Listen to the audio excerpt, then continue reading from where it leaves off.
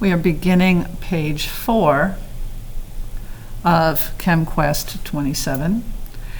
And here's a reminder that if we got something like nitrogen was 1 mole and oxygen was 2.5 moles, then the formula would be NO with a 2.5 subscript. That doesn't make any sense. So what we have to do is then multiply by 2. And if we multiply by 2, we would get N2O5. Now it tells us to find the empirical formula for a compound that contains 82.4% nitrogen and 17.6% hydrogen. This is a problem I did on the board the other day, but I will quickly do it again. Again, I assume that we turn the percent to grams. So I have 82.4 grams of nitrogen. I divide it by the molar mass of nitrogen, which is 14.0 grams per mole. I'll say 14.01 grams per mole of nitrogen. And when I do 82.4 divided by 14.01 gives me 5.88. I will actually just, I'll go and leave that as 5.88 moles of nitrogen. For hydrogen, because we have 3 significant figures, I have 17.6 grams of hydrogen in 100 grams. I'm going to divide that by 1.01 grams per mole of hydrogen, and I get 17.6 divided by 1.01. I get 17.4 moles of hydrogen. The smaller number is 5.88. I divided these both by 5.88. I'm going to get 1 mole of nitrogen when I divide by itself, and then 17.4 divided by 5.88.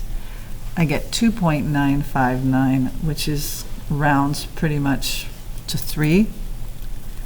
So 3 moles of hydrogen. My ratio is 1 to 3, so my empirical formula is NH3, which we all know is ammonia, because we talked about that a lot in previous units. Now, how do I find the molecular formula if I know the empirical formula? Well, in order to do this, I definitely need to know the molar mass. So in this problem, they tell me the empirical formula is NO, which is a 1-to-1 ratio, and the molar mass is 60. The first step is always to find the molar mass of the empirical formula. We know nitrogen is on the periodic table.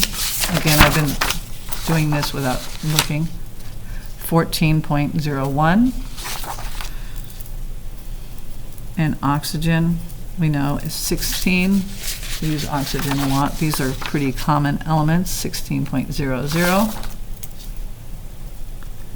When I add those together, I get 30.0. Notice I only have 2 significant figures, so I will just say 30 grams per mole of the empirical formula.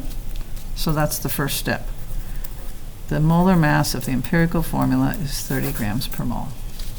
Now it tells us to divide the molar mass of the compound, which is given, which is 60 grams per mole, and I divide that by the molar mass of the empirical formula, which is 30 grams per mole, and I get 2. So that is my ratio.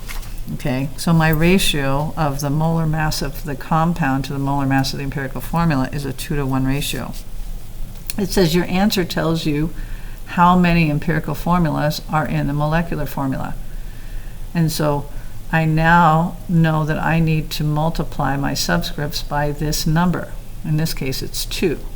All right, so when I have NO, that's an understood 1.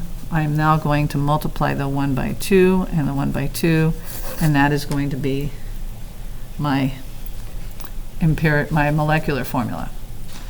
Now it says what if I know the percent composition is 85.7% and 14.3%? All right, so the first thing I have to do, oh my goodness, I just realized we've already done this problem. If I look at problem number 8, that does look familiar. Problem number 8, those are the same numbers, aren't they? 14, it says 14.4% and 85.7, but that's pretty close.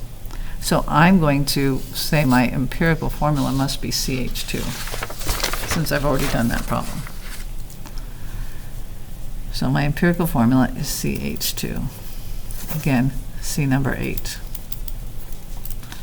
Now it says if the compound has a molar mass of 56 grams, what's the molecular formula?